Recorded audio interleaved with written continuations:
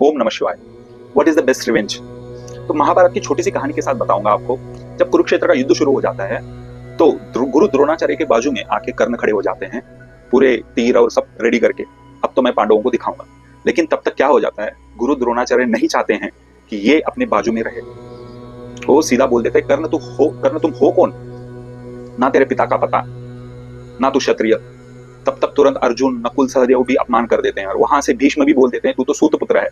और जोर जोर से मद्र के राजा शल्य हंसने लग जाते हैं, सूत पुत्र कर्ण, तू तो क्षत्रिय नहीं है, हट यहां से। तो यहां पे कर्ण उस राजा शल्य को जूम करके, चेहरे को फोकस करके अपने मन में रख देते हैं और सब कुछ ईश्वर के ऊपर छोड़ देते हैं।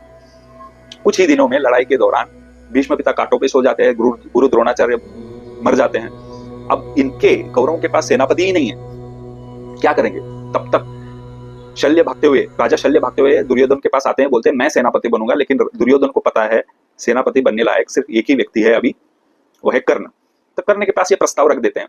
तो कर्ण बोलता है मैं एक ही कंडीशन पे कौरवों की तरफ से सेनापति बनूंगा, अगर शल्य मेरा चैरियट, मेरा रथ चलाएंगे युद्ध में। तो दुर्योधन हाँ बोल देते हैं और शल्य को बुला देते हैं, राजा शल्य को बुला लेते हैं और वहां पे उनको कन्विंस करते हैं, भाई आप तो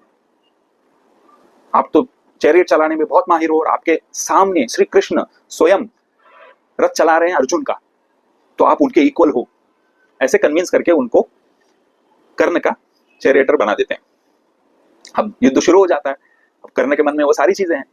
जैसे ही वो शल्य तो उनका अपमान, कर्ण का अपमान करता रहता है, तू तो ये है वो है, चैरियट पे बैठ के अपमान करता रहता है। लेकिन कर्ण बोल देता है, भाई आप बड़े हो, ज्ञानी हो, मेरे को गाइडेंस दो। और उनके गाइडेंस के हिसाब से वो कर्ण लड़ना शुरू कर देता है और वहां पे हारते जाते हैं।